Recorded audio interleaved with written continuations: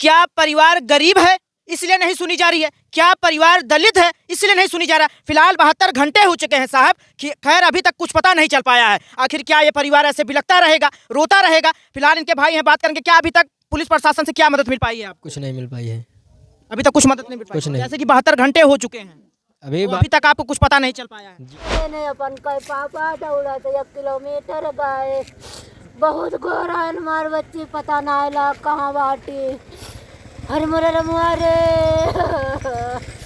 अरे मोरे रनिया तू कहाँ गया? ये पीड़ित परिवार दर दर भटक रहा है और जानने की कोशिश कर रहा है आखिर बिटिया कहाँ है, कैसे है। अभी तक क्या कुछ पता चल पाई है? उनके पिताजी, हम इनसे बात करेंगे। 72 घंटे पूरे हो चुके हैं, क्या अभी तक कुछ पता चल पाया है? कोई पता नहीं। दलित परिवार की लड़की घर से निकलती है डेयरी पर भैंस का दूध बेचने के लिए, फिर उसके बाद वहाँ दूध बेचती है और उसके पास पर्ची भी वहाँ से मिल जाती है। लेकिन आप देखेंगे मेरे पीछे ये गोमती नदी है, आप सामने देखेंगे गोमती नदी है, और इधर इसी के जस्ट पीछे वहाँ पर उसकी साइकिल खड़ी होती है, उसकी जैकेट होती है और डल्लू वहाँ पर पाया जाता है और चप्पल भी निकला पाया जाता है। लेकिन 72 घंटे अभी तक पूरे हो चुके हैं, अभी तक उसका कुछ पता नहीं चल पाया है।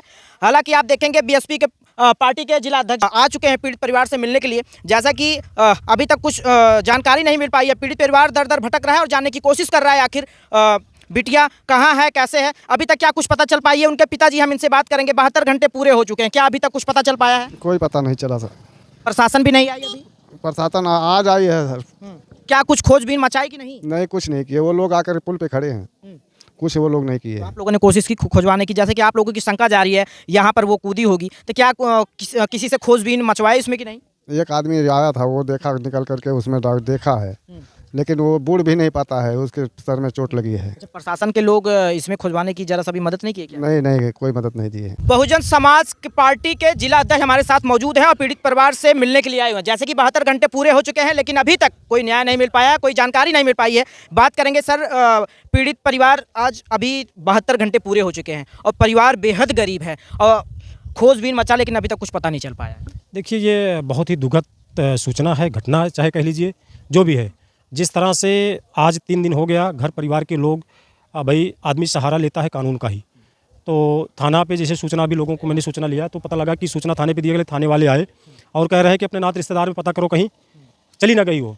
लेकिन घर वाले भी बता रहे हैं कि कहीं गई नहीं है, कहीं जाती नहीं है। जब कभी जाती नहीं तो आज कैसे जाएगी? कहीं ना कहीं संदेह तो है ही है, लेकिन अब जब तक उस रिजल्ट तक नहीं पहुँचा जाता है तब तक क्या कहा जाए। लेकिन जिस तरह से शासन प्रशासन बेखौफ होकर के इस प्रदेश में, देश में बैठा हुआ है, निश्चित तौर पे आज उसकी देन है कि जो इस तरह से अपराध बढ़ रहे हैं। भाई लड़की के साथ होनी अनहोनी क्या हो जाए कुछ पता नहीं है। 3 दिन से गायब है, प्रशासन कहीं कुछ दिख नहीं रहा। कम से कम उनको भी चाहिए कि खोजबीन करना चाहिए। तमाम तरह के CCTV फुटेज हैं, कैमरे हैं, तमाम तरह के और भी लोकेशन इन लोगों के पास तमाम व्यवस्था होती है, तो कम से कम लोगों को पता करना चाहिए। इससे परिवार को भी थोड़ा संतुष्टि मिले। परिवार भी संतुष्ट नहीं है तो बाकी तो जिस तरह से पूरे देश में, प्रदेश में जंगल राज कायम है, इससे कहीं कोई छुपा नहीं है। आप भी देख रहे हैं, मैं भी देख रहा हूँ। निश्चित तौर पे पूरी तरह से शासन प्रशासन बेखौफ है, जिसका कारण है कि आज हत्या, लूट, कार, जघन्य जैसे अपराध चरम सीमा पे पूरे प्रदेश में कायम है।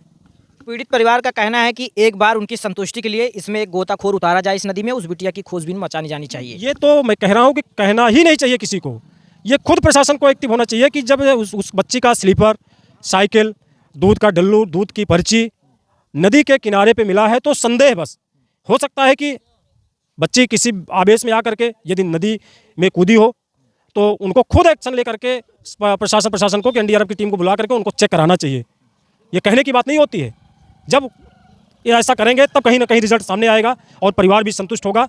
बाकी तो ये जो घटना है अति दुखद घटना, अनिंदनीय है। बच्ची अभी तक मिली नहीं है और हमारे माननीय मुख्यमंत्री जी कहते हैं कि मैं दुश्मनों को, मैं इस देश प्रदेश में जो अव्यवस्था फैलाने वाले लोग हैं, मैं उनको पाताल से निकाल करके ला करके उनको दंडित करने का काम करूंगा और उनके ऊपर बुलडोजर चलाऊंगा। लेकिन ये खाली कहने तक का मात्र है, बाकी कहीं ना कहीं ये धरातल पर दिखता नहीं है।